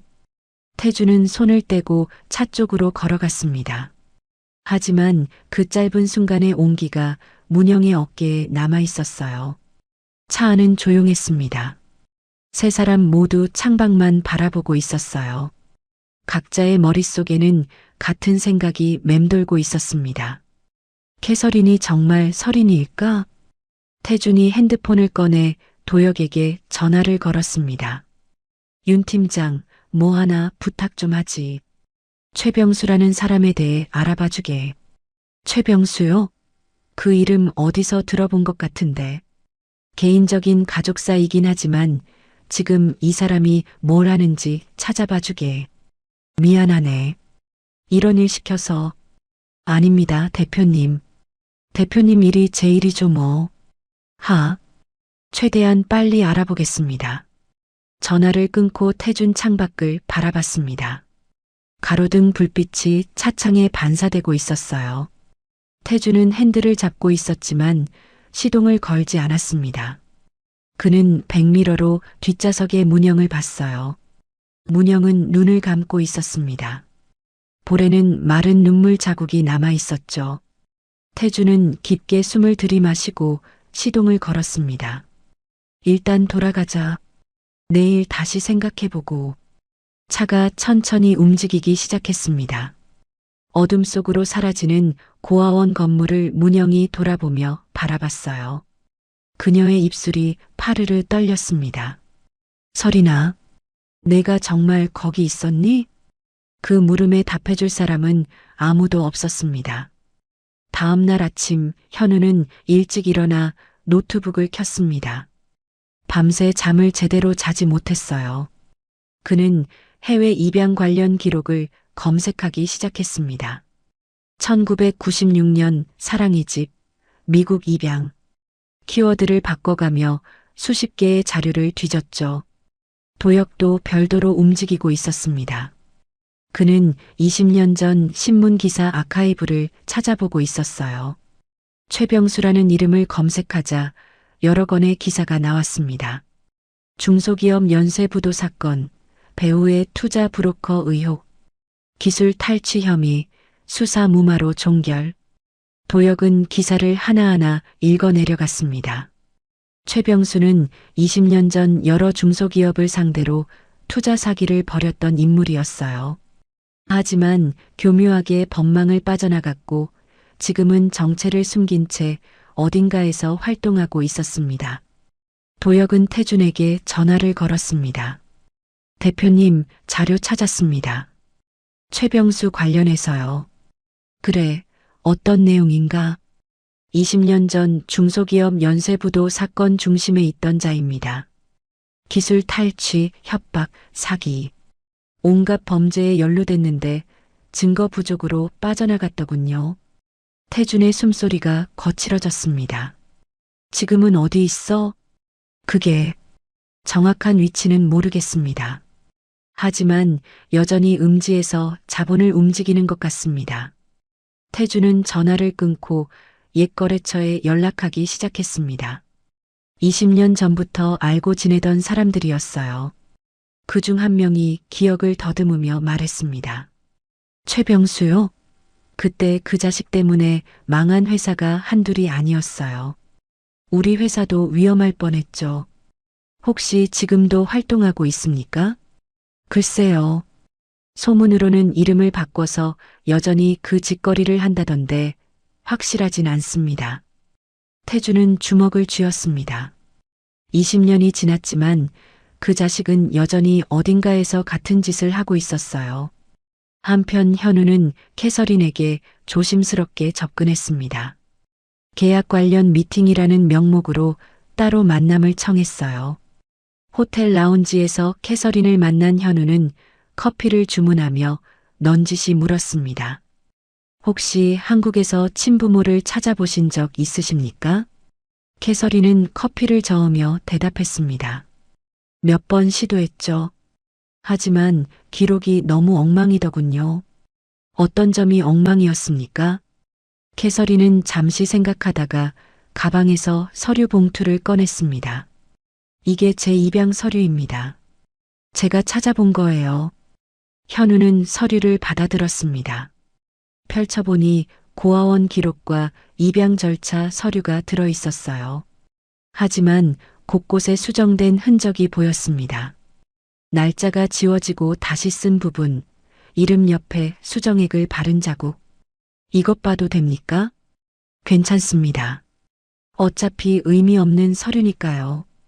현우는 서류를 꼼꼼히 살폈습니다. 입양 날짜는 1996년 8월로 되어 있었어요. 하지만 수정 흔적을 보면 원래는 다른 날짜였던 것 같았습니다. 혹시 이 서류 복사해도 될까요? 캐서린이 현우를 쳐다봤습니다. 눈빛이 날카로워졌어요. 왜 그러십니까? 무슨 일입니까? 현우는 잠시 망설였습니다. 하지만 숨길 수 없었어요. 저희 어머니도 20년 전 딸을 같은 고아원에 맡기셨습니다. 캐서린의 손이 멈췄습니다. 커피 잔을 들고 있던 손이 미세하게 떨렸어요. 같은 고아원이라고요? 네. 사랑의 집이었습니다. 캐서린은 커피 잔을 내려놓았습니다.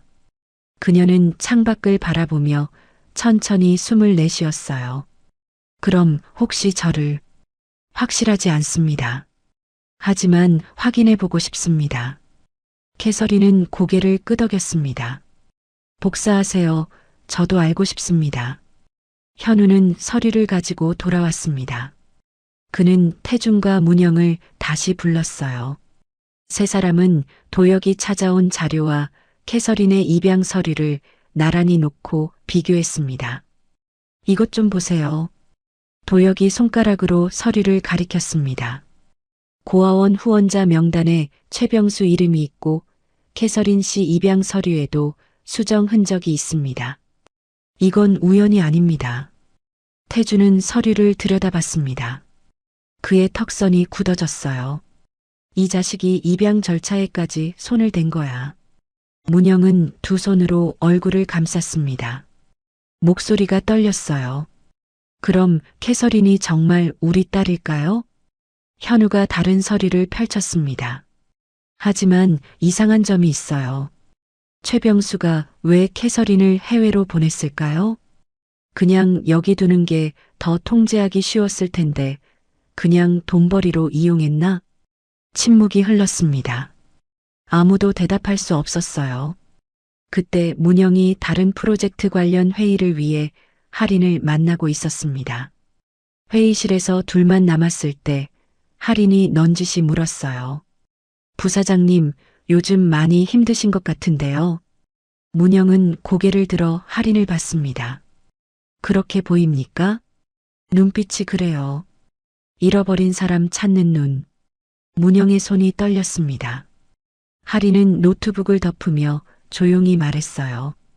저도 친부모 찾아본 적 있어요. 네, 그러셨어요? 결국 못 찾았지만요. 그래도 괜찮았어요.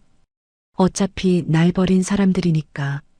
할인의 목소리는 담담했지만 눈빛에는 깊은 무언가가 담겨 있었습니다. 문영은 할인의 손을 덥석 잡았어요. 미안해요. 괜히. 할인은 미소를 지었습니다. 하지만 그 미소는 슬퍼 보였어요. 괜찮아요. 이미 오래전 일이니까요. 문영은 할인의 손을 놓지 못하고 있었습니다. 왜인지 가슴 한쪽이 먹먹했어요. 그날 저녁 도혁은 마침내 결정적인 단서를 찾았습니다. 그는 급히 태준에게 전화를 걸었어요. 대표님, 제가 뭔가를 찾은 것 같아요. 뭔가? 최병수가 고아원 입양 절차에 직접 개입한 정황을 잡았습니다. 당시 고아원 직원 중 한 명이 돈을 받고 기록을 조작해줬다는 증언을 확보했어요. 태준의 눈빛이 차갑게 식었습니다. 그 직원은 지금 어디 있어? 이미 돌아가셨습니다. 하지만 남긴 메모가 있더군요. 거기 최병수 이름이 여러 번 나옵니다. 태준은 주먹을 쥐었습니다. 1시간 뒤 태준, 문영, 현우, 도혁이 다시 모였습니다. 테이블 위에는 수집한 모든 자료가 펼쳐져 있었어요. 확실합니다. 최병수가 모든 걸 조작했어요. 도혁이 말했습니다. 문영은 서류를 보며 떨리는 목소리로 물었어요. 그럼 캐서린이 정말 우리 딸일까요? 현우가 고개를 저었습니다. 그건 아직 모릅니다. 오히려 이상한 게 더 많아요. 현우는 자료를 가리키며 설명했어요. 최병수가 기록을 조작했다면 캐서린만 조작한 게 아닐 수도 있습니다. 같은 시기 다른 아이들 기록도. 태준이 책상을 쳤습니다. 이 자식, 도대체 뭘 한 거야? 그 물음에 답할 수 있는 사람은 아무도 없었습니다. 하지만 한 가지는 분명했어요. 진실은 그들이 생각했던 것보다 훨씬 더 복잡하고 어두운 곳에 숨어 있었습니다. 이틀 뒤 캐서린이 직접 유전자 검사를 제안했습니다. 태준의 사무실에서 만난 그녀의 목소리는 차분했지만 가방끈을 쥔 손끝은 하얗게 질려 있었습니다. 확실하게 하고 싶어요. 저도 두 분도. 더는 기대와 실망 사이에서 괴롭지 않게. 문영은 고개를 끄덕였어요. 감사합니다. 검사는 즉시 진행되었고 결과가 나오기까지의 일주일은 마치 1년처럼 무겁게 흘러갔습니다. 그 기간 동안 프로젝트 회의는 계속됐습니다. 어느 날 회의 중에 할인이 갑자기 문영에게 물었어요. 부사장님, 잃어버린 따님. 이름이 뭐였나요? 회의실이 조용해졌습니다. 문영은 할인을 쳐다봤어요. 왜 그런 걸 물어보시죠? 그냥 궁금해서요. 할인의 목소리는 담담했습니다. 문영은 먼 곳을 보듯 흐릿한 눈으로 대답했습니다. 설인이었어요. 강설인. 할인의 얼굴이 굳었습니다. 펜을 쥔 손이 미세하게 떨렸어요. 하지만 그녀는 곧 표정을 가다듬고 노트북으로 시선을 돌렸습니다. 강설인. 예쁜 이름이네요. 그 한마디만 남기고 할인은 다시 업무에 집중했습니다. 운명의 일주일이 지났습니다. 태준, 문영, 현우, 그리고 캐서린이 모인 자리. 도혁이 가져온 봉투를 태준이 건네받았습니다. 그리고 떨리는 손으로 결과지를 꺼냈습니다. 문영은 숨을 참았어요. 현우는 주먹을 쥐었습니다. 친자관계 불일치. 태준이 결과지를 읽었습니다. 회의실이 조용해졌어요. 캐서린은 쓴웃음을 지었습니다. 역시 저는 그저 누군가에게 버려진 아이였을 뿐이네요. 문영이 캐서린에게 다가갔습니다. 그녀는 캐서린의 손을 잡았어요. 미안해요. 또 한 번 버려진 아이로 만들어서 정말 미안해. 하지만 저도 기대했어요.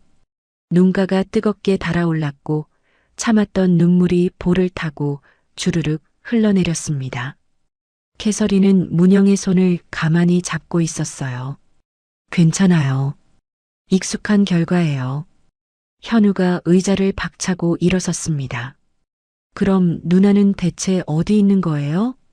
그의 목소리가 회의실에 울렸습니다. 아무도 대답하지 못했어요. 현우의 외침이 허공을 갈랐을 때 닫혀있던 회의실 문이 거칠게 열렸습니다. 할인이 서 있었습니다. 그녀의 손엔 낡고 빛바랜 서류 봉투가 들려 있었습니다. 제가 여기 있습니다. 모두가 할인을 쳐다봤습니다. 할인은 한 걸음씩 20년의 세월을 거슬러 오듯 무겁게 걸어 들어왔습니다. 그리고 테이블 위에 서류들을 흩뿌렸습니다. 무슨 소리예요? 도혁이 물었습니다. 할인은 봉투에서 서류들을 꺼냈습니다. 고아원 원본 기록, 최병수의 녹음 파일, USB, 신분 조작 증거. 제 본명은 강설인입니다. 문영의 얼굴이 새하얗게 질렸습니다. 그녀는 일어서려다 비틀거렸어요. 현우가 급히 어머니를 부축했습니다. 설인이라고요? 문영의 목소리가 떨렸습니다. 할인은 고개를 끄덕였어요. 전 최병수를 친부라고 믿고 자랐습니다. 태준이 할인을 똑바로 쳐다봤습니다. 입술이 파르르 떨렸죠. 전 평생 저를 버린 줄 알고 살았어요. 최병수가 제 아버지인 줄 알고 그 사람의 매질을 견디며 당신들을 증오하며 버텼단 말이에요. 성인이 되고 우연히 그의 서재에서 서류를 발견했어요. 제가 빼돌려진 아이라는 걸 알게 됐죠. 하리는 서류 중 한 장을 문영이 앞에 거칠게 내려놓았습니다. 고아원 원본 입소 기록이었어요. 강설인 1996년 3월 17일 입소. 문영이 무릎을 꿇으며 주저앉았습니다. 현우가 어머니를 붙잡았지만 문영은 바닥에 주저앉은 채 할인을 올려다봤어요. 설인아, 정말 내 딸 설인이 맞니? 엄마가 미안해. 목이 메었습니다. 문영은 얼굴을 두 손으로 감싸고 흐느꼈어요. 어깨가 심하게 떨렸습니다. 할인은 그 모습을 조용히 내려다봤습니다. 그녀의 눈가도 붉어졌지만 눈물은 흘리지 않았어요. 주먹을 꽉 쥔 채 서 있었습니다. 전 용서받으러 온 게 아니에요. 할인의 목소리는 떨렸습니다. 전 확인하러 왔어요. 절 버린 게 누군지. 아니야. 버린 게 아니야. 문영이 바닥에서 고개를 들었습니다. 눈물로 범벅이 된 얼굴이었어요. 엄마가 못 지킨 거야. 현우랑 너까지 다 위험해질까봐 잠시만. 아주 잠시만 맡기려던 게 20년이 됐어. 엄마가 죽을 죄를 지었어. 설이나. 할인은 입술을 깨물었습니다. 눈물이 차올랐지만 참았어요. 태준 역시 할인에게 다가가지 못한 채 멀찍이 서서 고개를 떨구었습니다.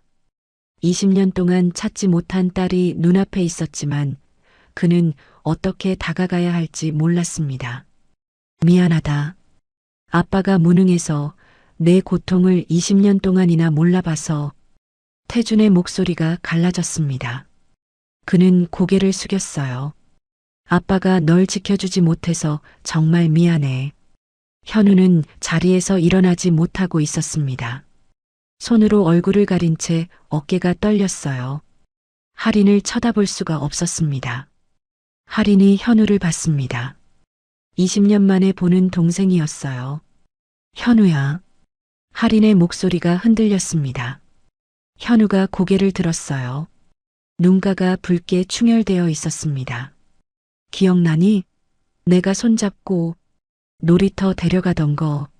할인의 목소리가 잠겼습니다. 현우는 고개를 끄덕였어요. 입술이 떨렸습니다. 기억나 누나. 나 그네 밀어주다가 누나 무릎 다쳤던 거. 현우의 목소리도 울먹였습니다. 할인의 눈에서 눈물이 주르륵 흘러내렸어요. 참았던 눈물이 터진 것이었습니다. 현우가 자리에서 일어났습니다. 그는 비틀거리며 할인에게 다가갔어요. 두 사람은 그렇게 마주 섰습니다. 한참을 서로를 쳐다보기만 했죠. 미안해, 누나. 현우의 목소리가 떨렸습니다. 나만 엄마 손잡고 가서 미안해. 할인이 고개를 저었습니다. 눈물이 계속 흘러내렸어요. 내 잘못이 아니야. 현우가 할인을 껴안으며 아이처럼 울음을 터뜨렸습니다.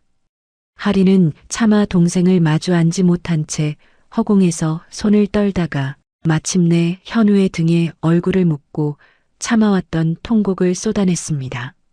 문영이 바닥에서 일어나려 했습니다. 하지만 다리에 힘이 들어가지 않았어요. 태준이 문영의 팔을 잡아 일으켜 세웠습니다. 두 사람은 떨리는 걸음으로 할인에게 다가갔죠. 문영이 떨리는 손으로 할인의 얼굴을 어루만졌습니다. 설이나. 그 이름을 부르는 순간 문영은 무너졌습니다. 20년 동안 한 번도 제대로 불러보지 못한 이름이었어요. 엄마가 미안해. 엄마가 너무 미안해. 할인은 문영의 손을 잡았습니다. 하지만 바로 껴안지는 못했어요. 20년의 공백이 너무 컸습니다. 무서웠어. 매일 밤이. 다시 데리러 오겠다고 했잖아. 왜 이제야 알아본 거야? 엄마라고 부를 수도 없을 것 같아. 할인의 목소리가 떨렸습니다. 설이나, 내 딸. 천천히 해도 돼. 엄마라고 안 불러도 돼. 그냥 내 곁에만 있게 해줘. 문영이 고개를 끄덕였습니다. 눈물이 멈추지 않았어요. 괜찮아. 괜찮. 태준이 할인의 어깨에 손을 올렸습니다. 그의 손도 떨리고 있었어요. 집으로 가자. 할인은 고개를 저었습니다. 아직은 아니에요. 그녀는 테이블 위에 서류를 가리켰습니다. 아직 끝난 게 아니에요. 우리 가족을 갈기갈기 찢어놓은 최병수. 그 사람이 비참하게 무너지는 걸 제 눈으로 똑똑히 보기 전까진 전 강서린으로 돌아갈 수 없어요. 캐서린은 조용히 그 모습을 지켜보고 있었습니다. 그녀도 눈가가 붉어져 있었어요. 자신이 원했던 장면이었습니다. 하지만 그 주인공이 자신이 아니라는 게 가슴 한쪽을 아프게 했죠. 조용히 눈물을 닦던 캐서린이 할인의 손을 잡았습니다. 도와줄게요. 이제 당신은 혼자가 아니니까. 할인이 캐서린을 쳐다봤습니다. 캐서린은 작게 미소를 지었어요. 슬프지만 따뜻한 미소였습니다. 그리고 축하해요. 캐서린의 목소리가 떨렸습니다. 진심으로 축하해요. 할인이 캐서린에게 다가갔습니다. 언니, 괜찮아요. 캐서린이 손을 저었습니다. 하지만 눈에는 눈물이 고여 있었어요. 전 익숙해요. 이런 거. 문영이 캐서린의 손을 잡았습니다. 미안해요. 내가 우리 딸이길 바랐던 내가 너한테 너무 미안해. 캐서린은 고개를 저었습니다. 아니에요. 저도 부모님이 계시면 어떨까 생각했어요. 그녀는 문영과 태준을 번갈아 봤습니다. 혈연은 아니지만 그래도 여러분 곁에서 함께 있고 싶군요. 태준이 캐서린의 어깨를 잡았습니다. 그래요. 우리 곁에 있어줘요. 제발. 현우도 고개를 끄덕였습니다. 캐서린, 우리 가족이에요. 할인이 캐서린의 손을 잡았습니다. 같이 있어요. 캐서린의 눈에서 눈물이 흘러내렸습니다. 그녀는 고개를 끄덕였어요. 감사합니다, 모두들. 5사람은 한참을 그렇게 서 있었습니다. 서로를 껴안지는 못했어요. 아직은 너무 서툴렀으니까요. 하지만 손은 꼭 잡고 있었습니다. 회의실 창밖으로 해가 지고 있었습니다. 석양빛이 5사람을 비추고 있었어요. 아무도 자리를 뜨지 못했습니다.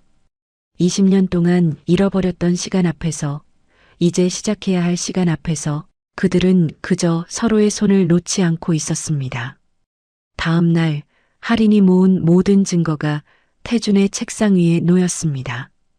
고아원 원본 기록, 최병수의 녹음 파일, 신분 조작 증거, 협박 내용이 담긴 문서들, 도혁이 추적한 자료와 문영의 20년 전 수첩까지 더해졌어요. 태준은 서류를 하나하나 넘기며 읽었습니다. 손이 떨렸어요. 20년 동안 자신과 가족을 무너뜨린 사람의 범죄가 낱낱이 적혀 있었습니다. 경찰에 넘기시죠. 현우가 말했습니다. 태준은 고개를 끄덕이고 변호사에게 연락했어요. 일주일 뒤 경찰이 움직이기 시작했습니다. 최병수는 서울 외곽의 고급 빌라에 살고 있었어요. 여전히 음지에서 자본을 움직이며 살고 있었습니다. 경찰이 그의 집 초인종을 눌렀습니다. 문이 열렸어요. 60대 중반의 남자가 나타났습니다. 최병수였죠. 무슨 일이요? 최병수 씨, 기술 탈취 및 협박, 사문서 위조, 그리고 아동 신분 은폐 혐의로 체포합니다. 경찰이 수갑을 꺼냈습니다. 최병수의 얼굴이 굳었어요. 차가운 수갑이 그의 손목을 파고들자 최병수의 얼굴이 잿빛으로 변했습니다. 그는 끝까지 증거 있어? 내가 누군지 알아.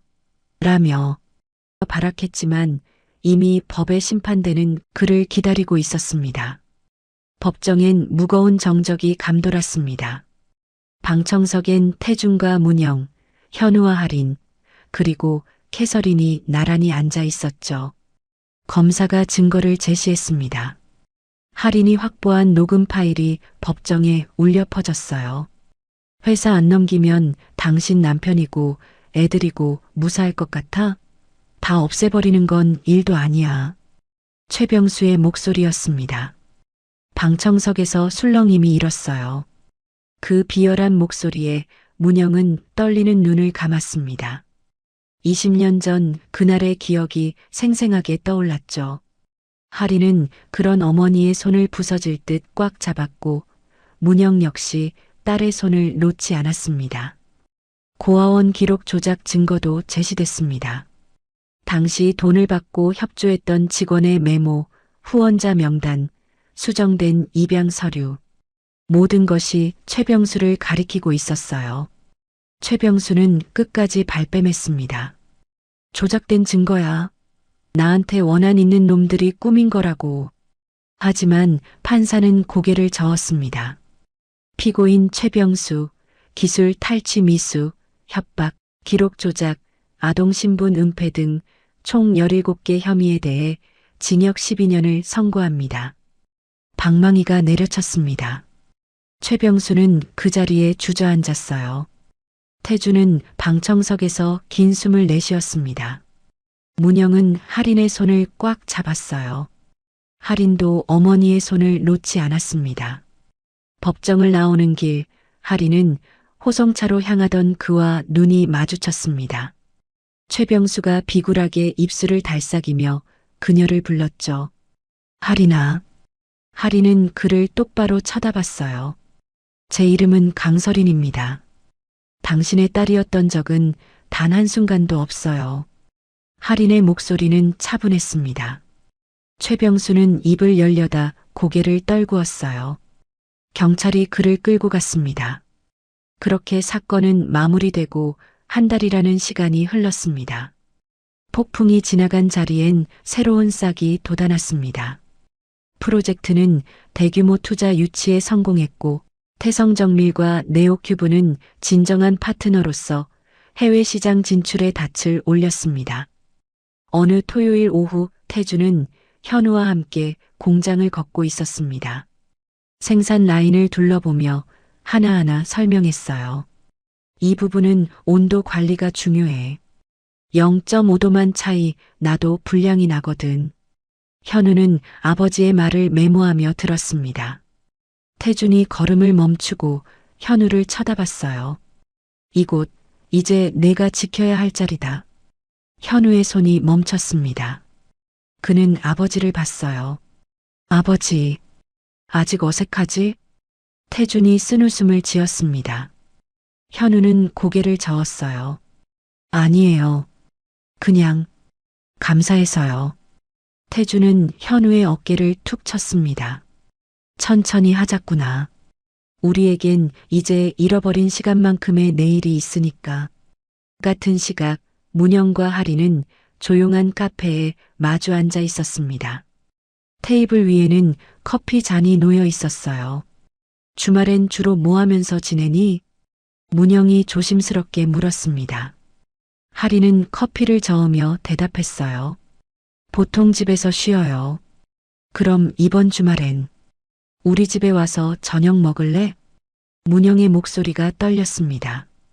하리는 잠시 망설였어요. 그러다 고개를 끄덕였습니다. 좋아요. 문영의 얼굴에 미소가 번졌습니다. 하린도 작게 웃었어요. 아직은 서툴렀지만 조금씩 가까워지고 있었습니다. 언제쯤 엄마라고 불러줄 수 있을까? 문영이 조심스럽게 물었습니다. 하리는 커피 잔을 내려놓았어요. 아직은 어색해요. 괜찮아. 천천히 해도 돼. 문영은 하린의 손을 가볍게 쥐었습니다. 하리는 그 손을 뿌리치지 않았어요. 캐서린은 한국지사 설립을 결정했습니다.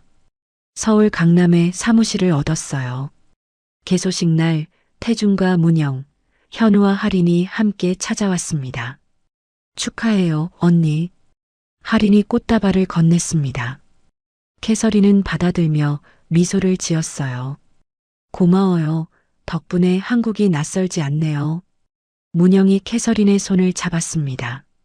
자주 저녁 먹어요. 우리 집에서. 정말요?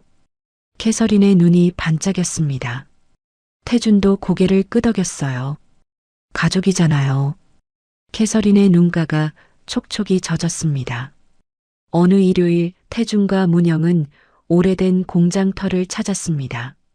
20년 전 둘이 함께 일하던 곳이었어요. 지금은 다른 건물이 들어서 있었지만 두 사람은 그 앞에 나란히 서 있었습니다. 그때 생각나요? 문영이 물었습니다. 태준은 고개를 끄덕였어요. 매일 밤 여기서 야근했었지. 맞아요. 라면 끓여 먹으면서 두 사람은 잠시 침묵했습니다. 바람이 불어왔어요. 다시 시작할 수 있을까요? 문영이 조심스럽게 물었습니다. 태준은 그녀를 쳐다봤어요. 무엇을? 우리. 문영의 목소리가 작아졌습니다. 태준은 한참을 생각하다가 입을 열었어요. 모르겠어. 솔직히. 문영의 어깨가 축 처졌습니다. 하지만 태준은 말을 이었어요. 하지만 미워하진 않아. 이젠. 문영이 고개를 들었습니다. 눈가가 촉촉했어요. 그것만으로도 충분해요. 태준은 주머니에서 손을 꺼내 문영의 어깨에 가볍게 올렸습니다. 20년 만의 접촉이었어요. 천천히 해봐요, 우리. 문영은 눈물을 닦으며 고개를 끄덕였습니다. 한 달 뒤 공장 앞에서 사진을 찍기로 했습니다. 태준, 문영, 현우, 할인, 캐서린 5사람이 나란히 섰어요. 사진사가 카메라를 들었습니다. 자, 다들 웃으세요. 하지만 아무도 바로 웃지 못했습니다. 할인은 어색하게 서 있었고 현우는 긴장한 표정이었어요. 문영은 눈가가 촉촉했고 태준은 입술을 굳게 다물고 있었습니다. 캐서린만 조용히 미소를 짓고 있었죠. 자연스럽게 하세요. 사진사가 다시 말했습니다. 현우가 먼저 할인의 어깨에 손을 올렸어요. 할인이 현우를 쳐다보며 작게 웃었습니다. 캐서린이 할인의 손을 잡았어요. 문영도 캐서린의 손을 잡았습니다. 태준은 문영의 어깨에 손을 올렸습니다. 문영이 태준을 쳐다봤어요. 두 사람은 눈을 마주쳤습니다. 하나, 둘. 카메라 셔터가 내려갔습니다. 사진 속 5사람은 완벽한 미소를 짓고 있지 않았습니다. 어색한 표정도 있었고 눈가가 젖은 사람도 있었어요. 하지만 모두의 손은 서로를 잡고 있었습니다. 태준은 인화된 사진을 받아들고 오래 들여다봤습니다. 그는 사무실 책상 위에 그 사진을 놓았어요. 20년 전 구겨서 버렸던 가족사진 옆에 나란히 세웠습니다. 창밖으로 석양이 지고 있었습니다. 태준은 두 사진을 번갈아 보며 작게 중얼거렸어요. 늦었지만 다시 시작이구나. 공장 기계 돌아가는 소리가 들려왔습니다. 직원들이 퇴근 인사를 하며 지나갔어요. 문영이 사무실 문을 두드렸습니다. 퇴근하세요. 오늘 저녁 우리 집에서 먹기로 했잖아요. 태준은 고개를 끄덕이고 자리에서 일어났습니다. 두 사람은 나란히 복도를 걸었어요. 여전히 어색했지만 발걸음은 같은 방향을 향하고 있었습니다. 저녁 식탁에는 5명이 둘러앉았습니다. 현우가 밥을 퍼고 할인이 반찬을 나눴어요. 캐서린은 처음 먹어보는 한국 집밥에 감탄했고 문영은 연신 반찬을 더 권했습니다. 태준은 그 모습을 조용히 바라봤습니다. 완벽하게 되돌아간 것은 아니었습니다. 여전히 흉터는 남았고 가끔은 아프기도 하겠죠. 하지만 그들은 이제 혼자가 아니었습니다. 진실과 용서라는 단단한 땅 위에서 다시 시작될 그들의 이야기는 이제 막 첫 장을 넘기고 있었습니다. 늦었지만 다녀왔습니다. 누구의 입에선가 흘러나온 그 한마디가 밤하늘의 별처럼 반짝이고 있었습니다. 오늘 준비한 이야기가 여러분의 마음속에 어떤 파동을 일으켰을지 궁금합니다. 20년이라는 긴 세월, 가족을 지키기 위해 스스로 악역의 가면을 써야 했던 문영의 처절한 고통과 분노 속에서도 끝내 진실을 마주할 용기를 낸 태준의 모습은 우리에게 많은 생각을 하게 합니다. 무엇보다 할인이 선택한 것은 단순한 복수가 아니었습니다. 자신을 올가맨 증오를 끊어내고 진실을 마주하기로 한 그 결단이야말로 우리가 배울 수 있는 가장 위대한 용서의 형태가 아닐까 싶습니다. 가족이라는 울타리는 한 사람의 악의에 의해 허무하게 무너질 수도 있습니다. 하지만 그 무너진 잔해 위에서 다시 집을 지을 수 있게 하는 힘은 결국 숨기지 않는 진실과 서로를 보듬는 용서에 있다는 것을 오늘 이야기는 증명해 주었습니다. 지금 여러분 곁에 있는 가족의 손을 한 번만 더 따뜻하게 잡아주세요. 당연하다고 생각했던 그 온기가 사실은 얼마나 기적 같은 일인지 새삼 느껴지실 거예요. 여러분의 가정에도 언제나 이해와 사랑의 볕이 환하게 들기를 진심으로 응원하겠습니다. 이야기를 끝까지 들어주신 분이 계시다면 잘 들었다고 댓글 하나만 남겨주세요. 어디에서 들으셨는지 남겨주시면 그곳에 큰 축복이 있기를 기도하겠습니다. 여러분의 댓글이 저에게 큰 힘이 되는 거 아시죠? 지금까지 사연 올데이였습니다. 감사합니다.